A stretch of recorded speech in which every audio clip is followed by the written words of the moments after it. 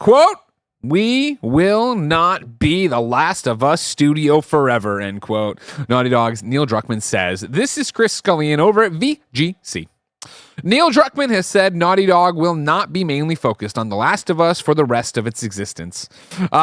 Since the original release of The Last of Us in 2013, the studio has released a total of 6 separate The Last of Us titles, including 2 separate games, a DLC spin-off, a remake, and 2 remasters. Druckmann also executive produced The Last of Us TV show, as well as writing and directing some episodes. A second season is coming in 2025. However, despite the success of the franchise, Druckmann has told the Los Angeles Times that it will not be Naughty Dog's sole focus going forward. Quote, "I promise you, we will not be the Last of Us studio forever," end quote.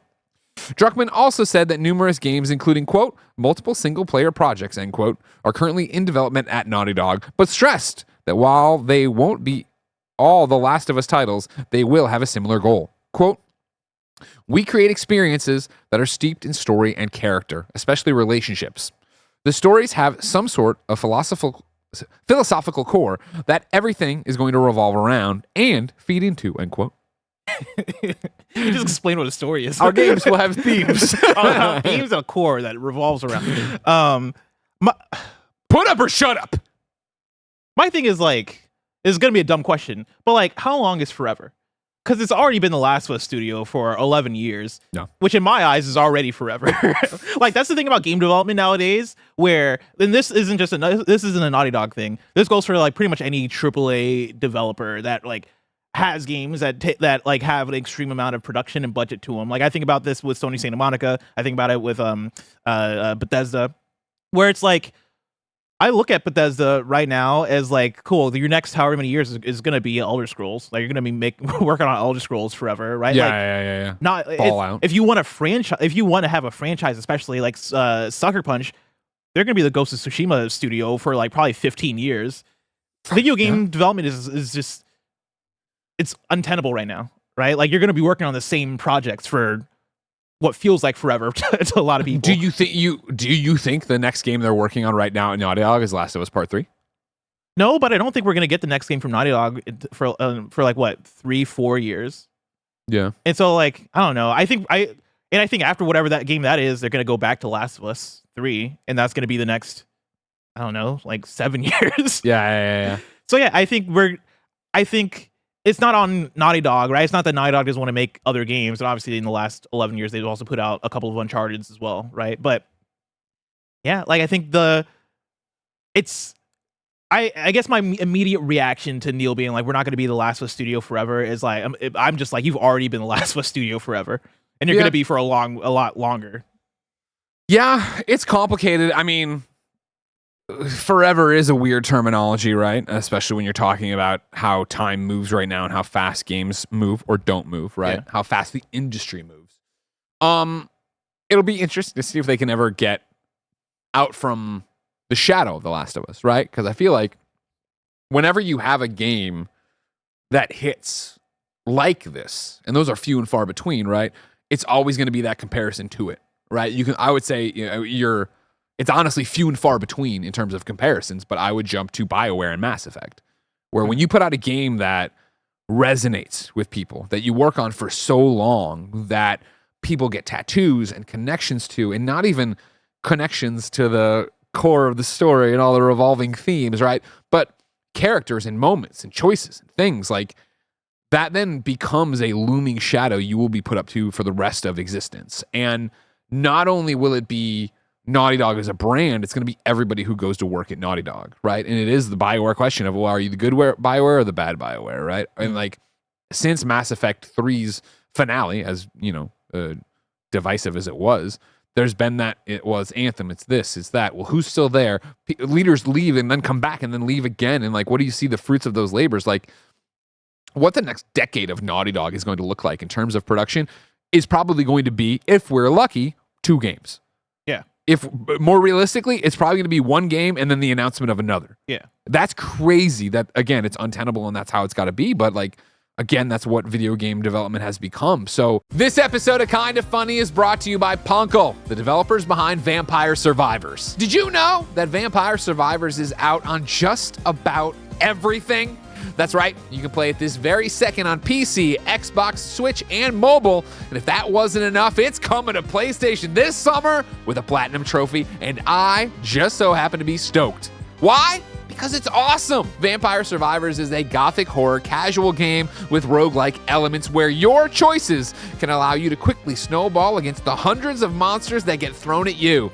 Mow down thousands of night creatures and survive until dawn. Pick your character, spend your gold on power-ups, and get to being the bullet hell in the game that features absolutely zero vampires. Ponkel even just released the new DLC Operation Guns featuring the classic and timeless Konami IP, Contra. We've been talking about this game for years, so there's no reason not to support it now. It's as affordable as a cup of coffee. Get Vampire Survivors on your platform of choice this very second, and thank Ponkel for sponsoring Kinda Funny.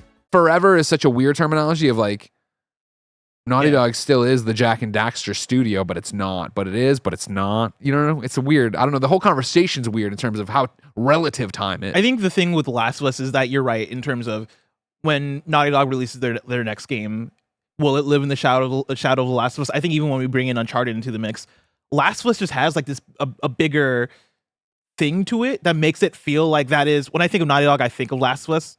Yeah. And I know that doesn't go for every single person, right? I'm sure if somebody's an Uncharted fan, they think of Uncharted, or if they're a Jack and Daxter fan, but Jack and Daxter was so long ago, right? But like when I think of the biggest projects from Naughty Dog, or the most impactful projects, not even just in terms of quality, but in terms of conversation and in terms of how they hit, Last of Us, Last of Us 2, Last of Us TV show. As we go forward, we're going to get Last of Us TV shows season 2. Again, in the next 10 years, we'll see if we get The Last of Us part 3, right? Yeah. Like it's a likely thing, if not, I guess maybe 12 or 13 years, whenever we get that.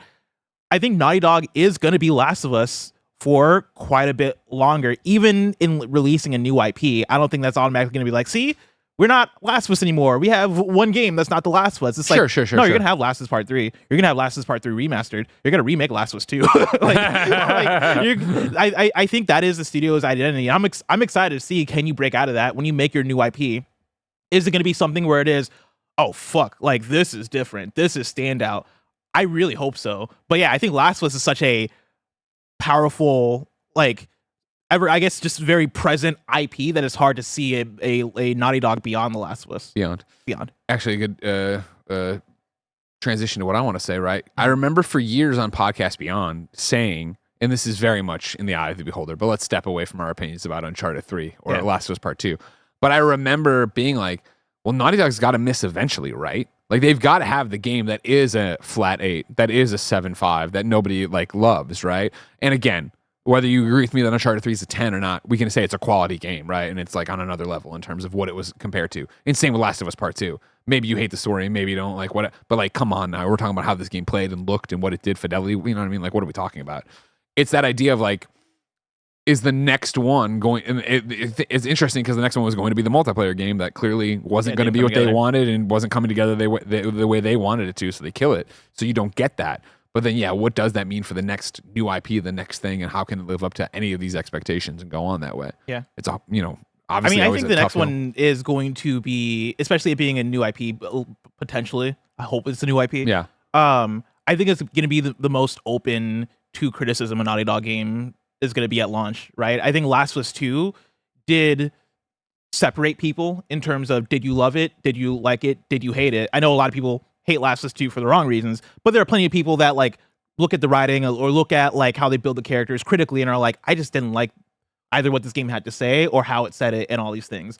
And I think, and I'm very excited about this. I think with video games and with critique especially, we've gotten far enough into the lifespan of video games where people are willing to be more critical of storytelling and things that go beyond, oh, this game looks beautiful, 10 out of 10, or this game is fun when I hit things and there's a lot of blood splatter and detail, 10 out of 10, right? Like, I think people are willing to grapple with the art of video games way more, or the narrative aspects of video games way more, and go, hey, like, the gameplay is fun, but fuck, like, this story is doing something and we got to really grapple with this, and I didn't like this 7 out of 10, which I love. Yeah, which I love, right? And I think that's how it should be. I think what Naughty Dog's next game is going to be way more open to that, because people put Naughty Dog now on a certain pedestal, which is, all right, people treat you like you're the greatest storytellers of all time. Fucking prove it. Yeah, fucking prove it. Make another game that's going to be the best story of all time. And imagine then if they do hit it and then Neil leaves. right? You know what I mean? Like, think about and then granted, there's been Naughty Dog games during this tenure that haven't been Neil Druckmann games. I don't mean that, but just the fact of like to follow all this up, it's gonna be hard.